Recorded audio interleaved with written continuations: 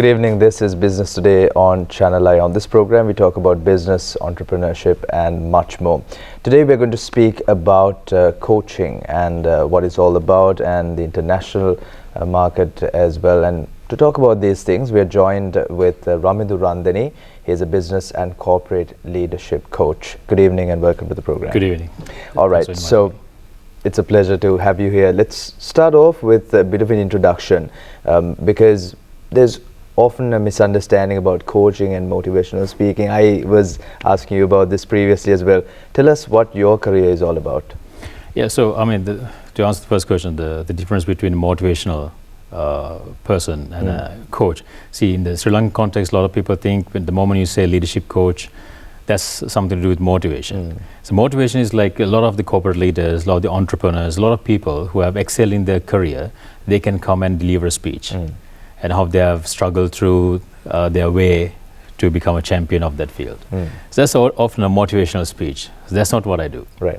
So I mean, of course, we need motivation, right? I'm not denying that. But the role of a leadership coach is go to a much more depth and go to serious terms. For instance, you might have to make a serious call, an important decision tomorrow, but which can result in few $1 million, losses or gains.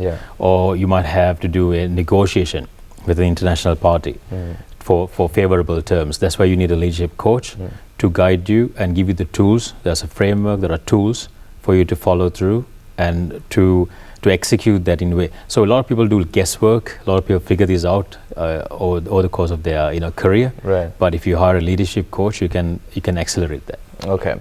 And what was your motivation behind choosing this line of work? So the thing is, like, of course, there was no platform, especially in Sri Lanka, to pick up. Okay, when you're a kid, okay, leadership coach. That's who I'm going to be. So I had to figure that out. But in hindsight, when I look back at my own life, for the last 20, 25, 30 years, probably, my natural habitat has always been looking at human behavior. Right, so I spent a good part of my life in the UK, and spent a lot of time in the libraries before even Google. Right, so read a lot of books about philosophy, spirituality, right, how to change a human being, and why some part of the world excelling in different way, and why this part of the world is struggling. All those questions actually haunted me. So then, obviously I landed on one of what I call the #1 leadership coach in the world, Tony Robbins, and then learned on one of his coaches and hired several other coaches, read a ton of books, research papers, etc., and I became a leadership coach. So, but in hindsight, I was always preparing for this. It's just that I didn't know it. Right, so then I come to the point that figure out this is the path that I should walk the rest of my life. Right, okay. And when it comes to education for something like this, there's obviously no degree or course which says, okay, this is what you do to become a leadership coach. Apart from the books which you read at libraries, what were the other things you did in order to gain knowledge, in order to pass on to other people and coach them, per se? Yeah, so obviously I have my usual academics, a degree in business and professional qualification in business. I did a qualification in neuro-linguistic programming, also known as NLP, international relations, various other qualifications like that. Train under a qualified leadership coach is probably the best advice that I can give. Someone who's been there and done that. And be an apprentice, probably one of the best advice I can give, because you get the exposure pretty quickly.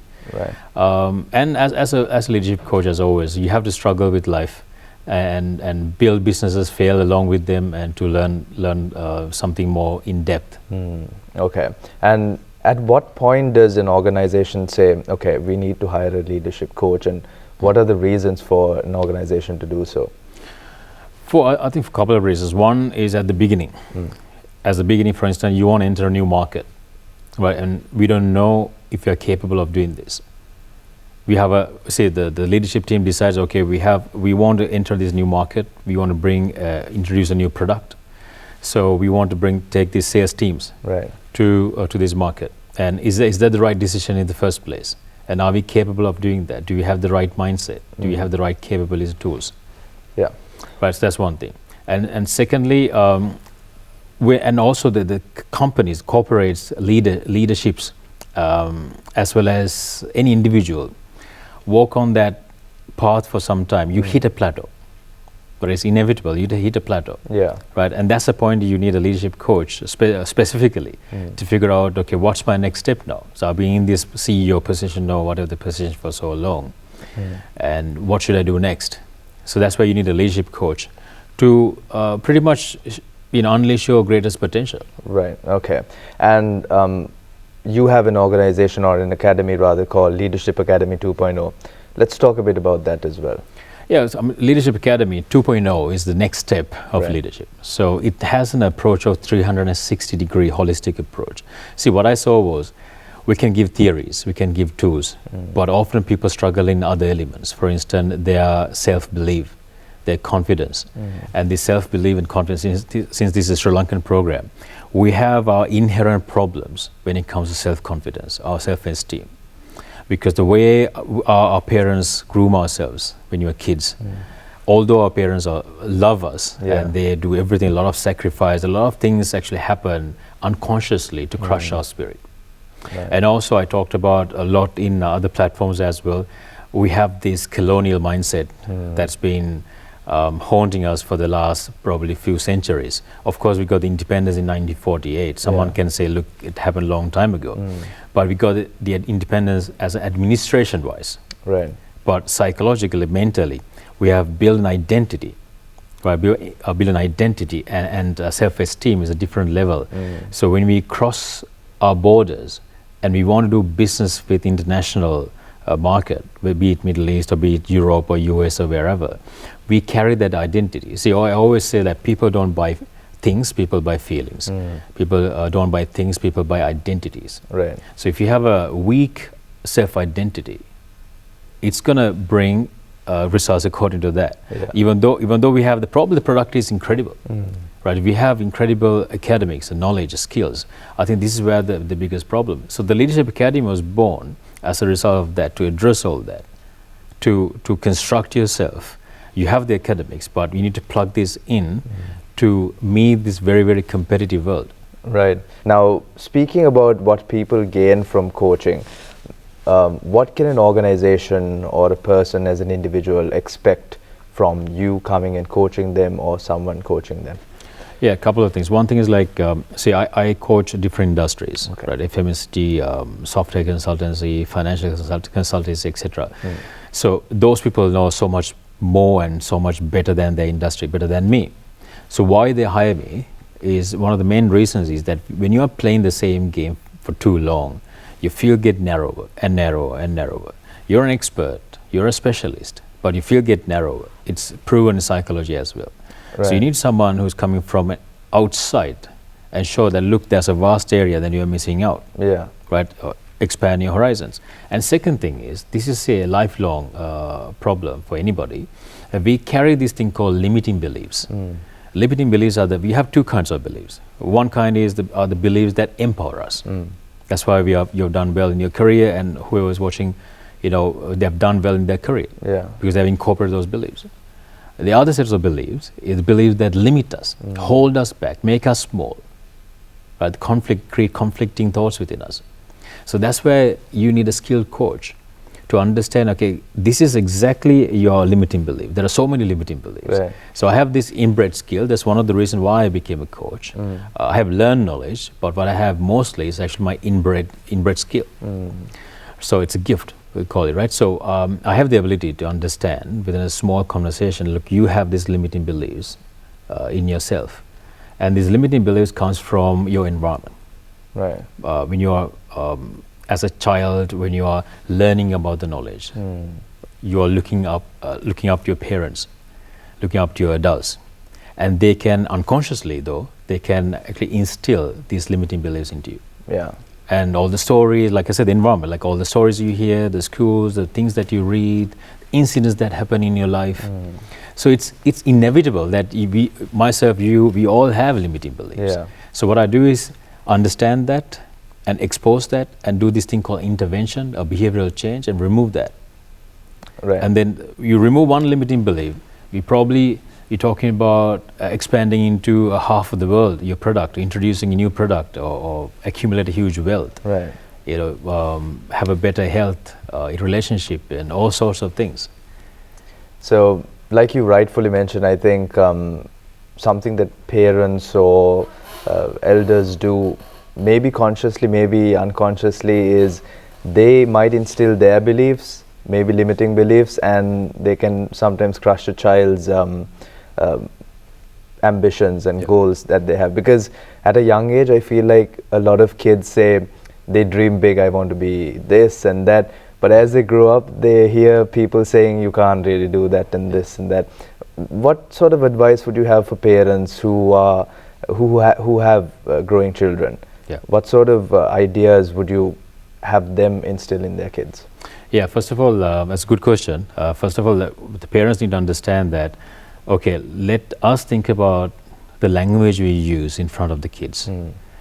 Right? You have your problems, right? So we have all sorts of problems. I mean, then we have to take care of our kids as well. But when you're communicating with your kids, obviously, as parents, you want your kids to do a lot better than you. Sure. Yeah. Right? So am I going to continue this limiting language? For instance, we have this Sri Lankan society, like earning money is hard.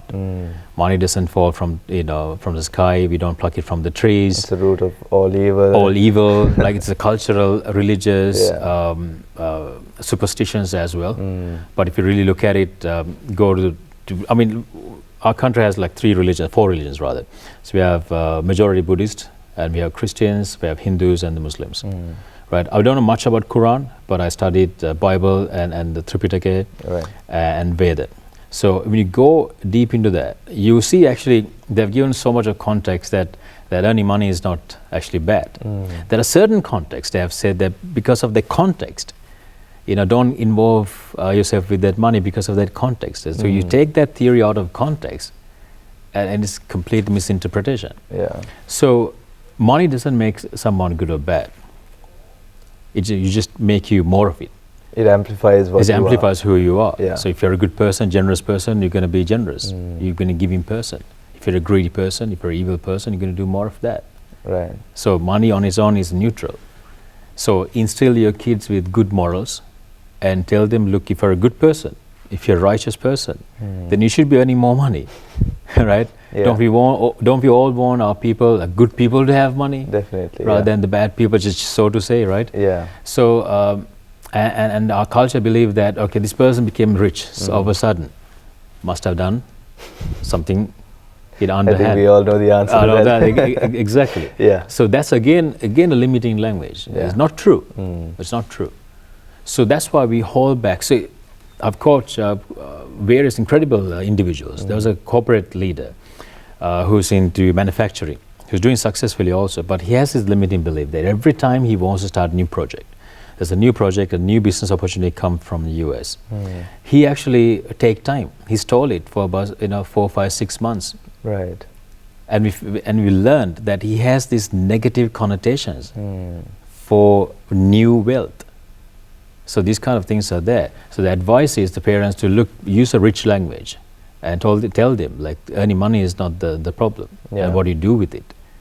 Right? And do you use it for good cause? That's number one. And there are a million things I can share. That's probably one of the things. And secondly, like I said, your self-confidence is about your environment. So identity is very important. Knowing our history, who you were before, right? And the opportunity that we have in the current world. You can be anybody. Like you said, the kids, as kids, we have these amazing dreams. As you grow up, we slowly fade away. 1 in a million, actualize it. Exactly. Yeah. So this is the way we can change that. Right.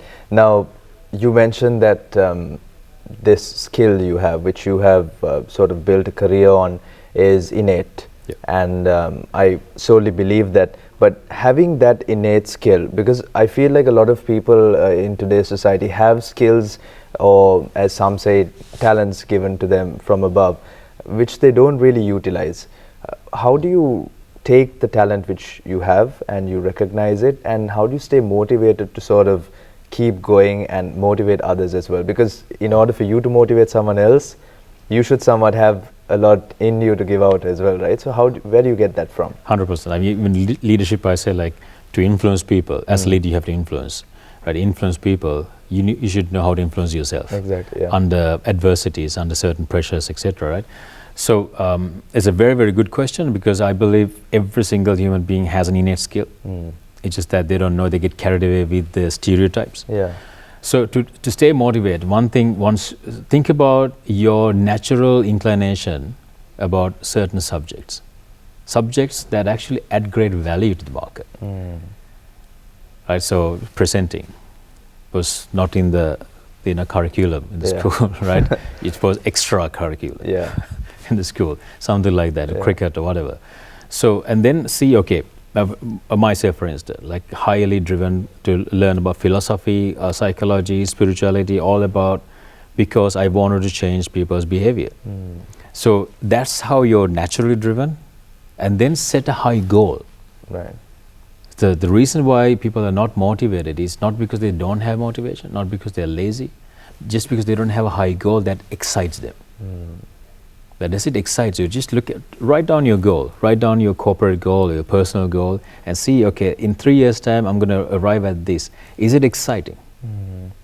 If it's, no, it's fine, then it's very likely that you will not be motivated.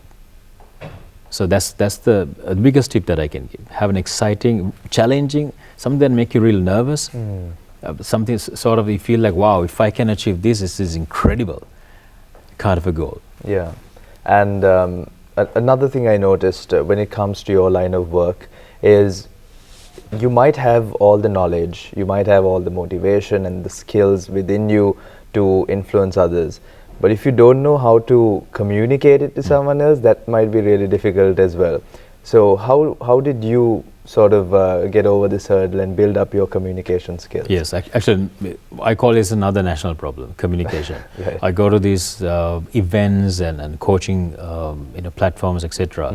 And there are incredible people, intelligent people, educated people, not even school leavers, 10, 15 years down the line in the industry, very, very poor communicators, and actually even worse, they don't communicate at all. Right. When you ask them, okay, let's ask some questions, offer the mic, in a Q&A. Nobody asks questions. Again, it's actually coming from a household. There are two aspects, I'll come to that. Okay. So the first thing is that, again, our Sri Lankan culture, see, when you are growing up as kids, and we go to a network of adults, where there's a party or some sort of a meetup, and were you given a platform to talk? Could you express as you wish? Or do they say, sit back, keep your mouth shut, until you say so. You stay in a corner, stay quiet, then you're a good boy and you're a good girl. So we've been rewarded to stay quiet. Not for a couple of years, about probably 16, 17 years in our lives. So as a result, we actually produce a nation of very poor communicators. But as leaders, as salespeople, to negotiate, to sell our products, to lead our teams, to innovate, brainstorm, we need to communicate. Right? So unfortunately, that's a huge problem. So then again, parents, my advice is, create an environment your child can speak. Of course, we have this scare that what if he crosses the line, he comes to a place that he says unnecessary things, then teach him, coach him, or him or her. And I feel like, adding to what you said, keeping them at a corner and telling them to keep quiet isn't the right answer, because it's sort of like putting a cork on a bottle which is about to explode, and maybe after 18, 19 it might erupt and it might end up in something really bad. 100%. That's where people get into different addictions, etc., because they need that, or probably different activities so they can express themselves negatively. Definitely. And they're very out loud there. That's also a reason. Very good point. And so you asked me, like, how did I come? Obviously through coaching. Okay. A coach who looked at me and understood my limiting beliefs, and slowly but surely, systematically, ripped them out. And this is how I can, because I grew up in the same environment. Right. Now, staying on the topic of communication, we've noticed a lot, and I've heard different people saying this as well. Usually when you listen to someone speak from maybe a country like the United States or the United Kingdom, where English is their first language, they seem to communicate really fluently compared to some of the other countries which have English as a second language. Now, obviously, one can say that because English is their first and maybe only language, they're really fluent in it. But apart from the actual grammar of English as well, they seem to have a connection with the person they're talking with, and there's like a nice flow of how they speak. Do you maybe know the reason as to why they speak like that, and something we can do to improve and sound better? Of course, that's a brilliant question again. Like I said, I lived a good part of my life in the UK, and I've constantly observed how come these guys speak better, right? And why do they speak better? Their children speaks better, right? And very clearly, crisp communication. It's actually very less to do with English. So when I have these problems in training sessions, they say, Ramindu, I'm not a good communicator because my English language is poor. I said, fine, speak in Sinhala now. Come here and deliver the speech in Sinhala. They still have the problem. Right? And then we brand it, we patch it up saying that English is the problem. Right? So English, like I said, it's less to do with English, more to do with your communication. One thing is being crushed not to speak like that. And secondly, as a cultural thing, when we speak, we talk very vague. We say, I'm very, very adamant and very strict with my clients to come on time. They say we'll meet at 9:30 in the morning. And for our context, 9:30 is 9:45, it could be 10 or even 10:30. Right, 9:30, where are you? So somewhere else. Right, so with the communication, we actually don't communicate like as crisp. We don't take responsibility for the words that we use. We keep it very open and very vague.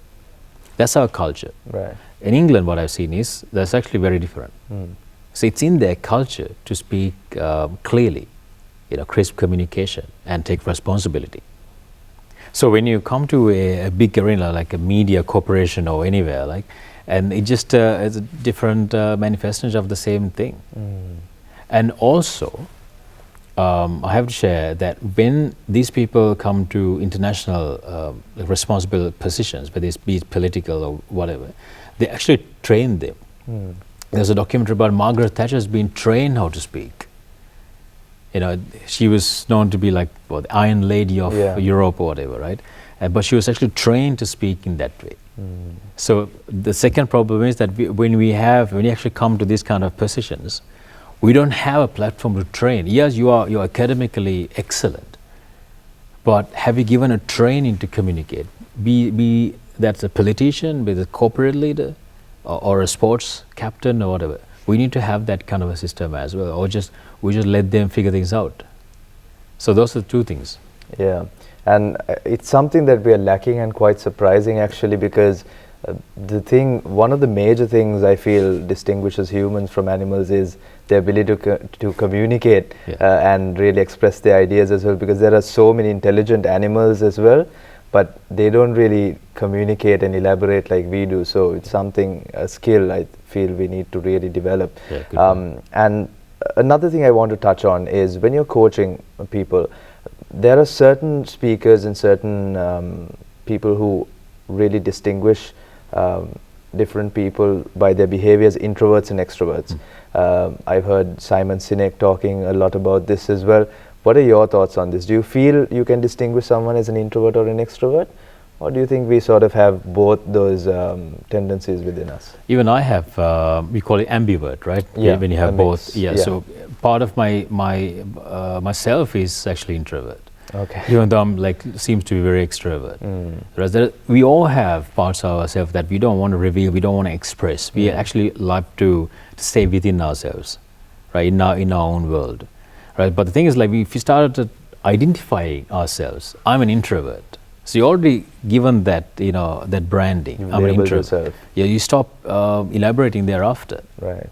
So who told you that? How did you pick that up? So I'm not saying that. Yes, you're probably not very comfortable talking about every subject, but what's your expertise? What's your expertise, right? What's the subject knowledge, specialty that you have? So choose that topic, and then express yourself. Right. And be a natural. Just express naturally. You don't have to be a certain way, different way to communicate. Right. Another topic I want to touch on, which is quite important, is international sales, and this is something we spoke about off the camera a little bit as well, a bit of an introduction. Tell us what you think about this particular topic. Yeah, that's where actually the biggest demand for me from the corporate, because my leadership academy, we have like I said, a fully fledged program. The sales and negotiation is actually inside of the program. And it became a spin-off because of the demand from the corporate. They said, Ramindu, could you please come and coach our sales team? And now a couple of days ago I addressed the National IT Conference. So I learned actually we have a roadmap to bring $15 billion within the next 7 years from the digital industry. And so we have a national deficit of 47, 48, let's round it up to 50 billion. So to bring that kind of wealth, obviously we have to rely on foreign exchange. So we had to export our services, our skills, our products. To do that, we had to do sales. We had to sell ourselves. So like at the beginning I mentioned, people don't buy feelings, people don't buy things, people buy feelings.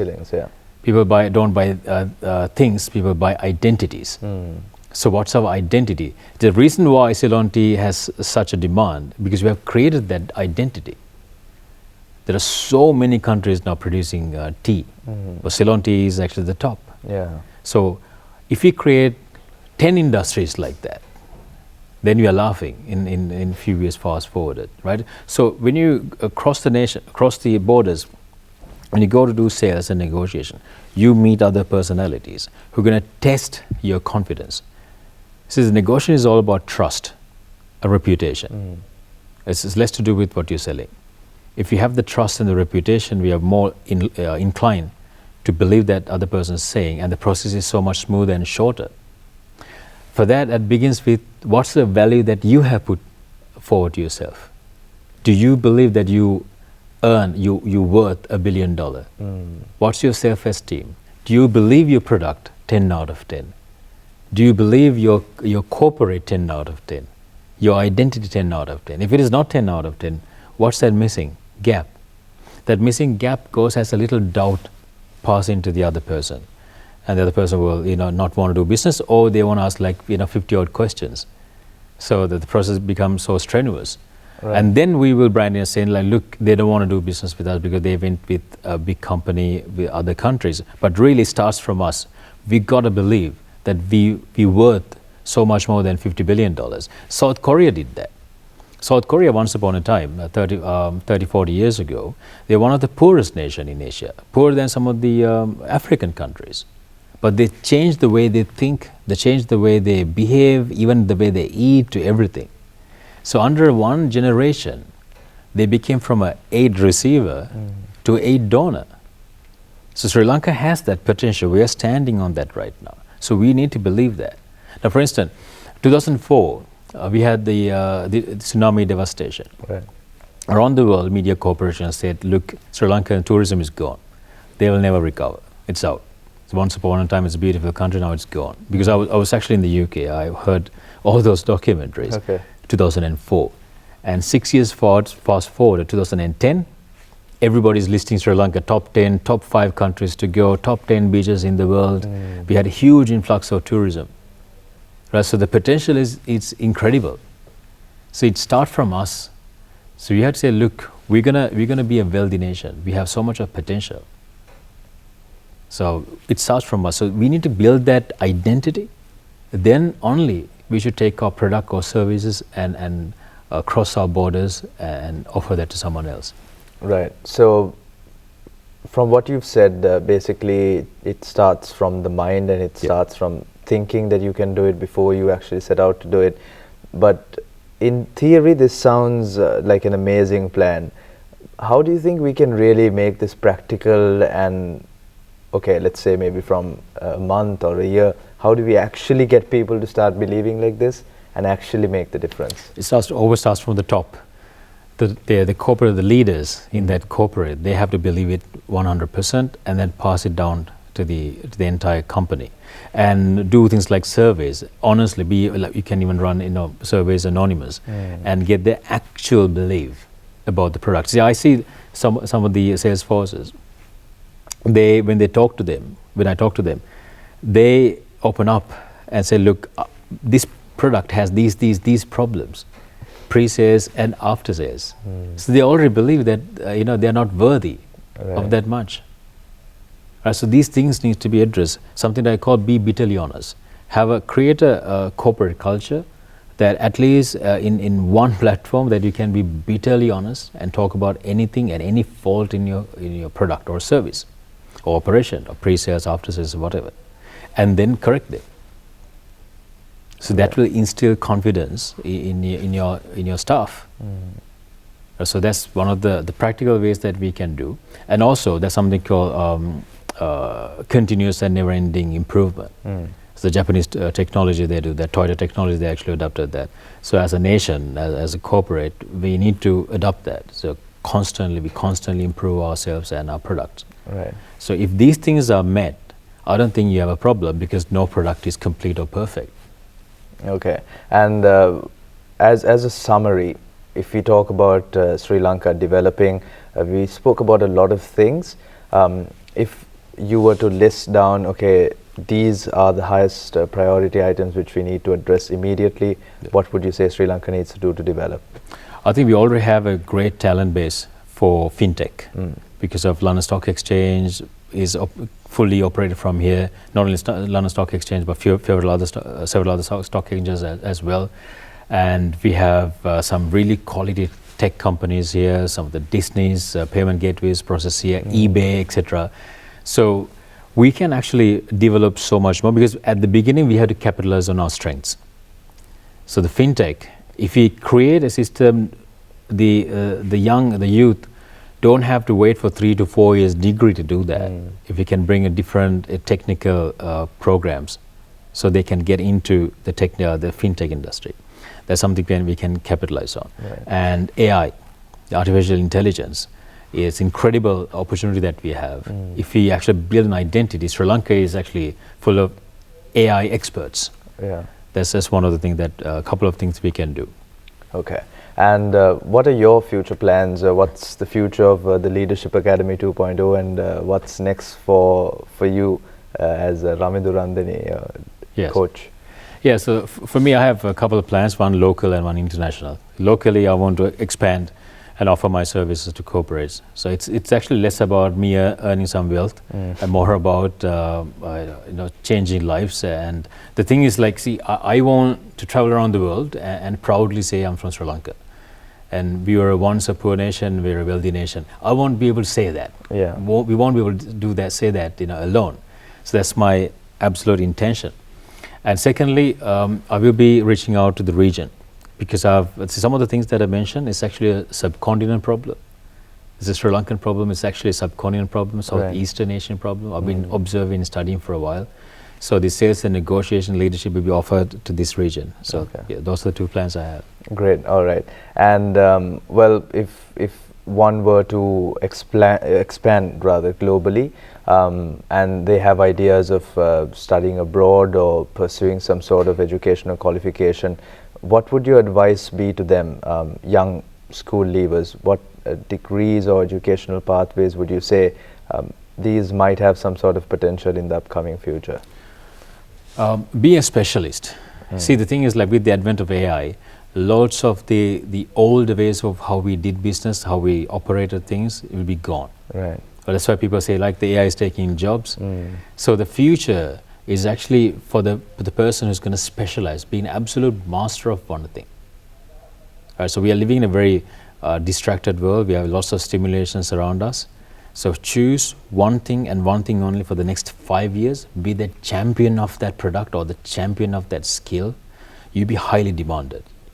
So you can deliver your services while probably sipping a tea in Gaul to someone in Silicon Valley. That's the technology opportunity we have. But the problem is our youth are so distracted.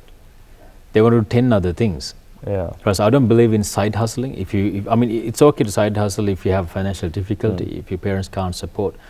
Otherwise, go all in with one skill and be the master. That's my best advice. Great. Thank you so much. Well, that was Ramindu Randeni, business and corporate leadership coach. Thank you for being with us this evening and Pleasure sharing a lot. Thank you so much for inviting. And that winds up today's episode of Business Today. Do join us next time as well. Till then, have a good night.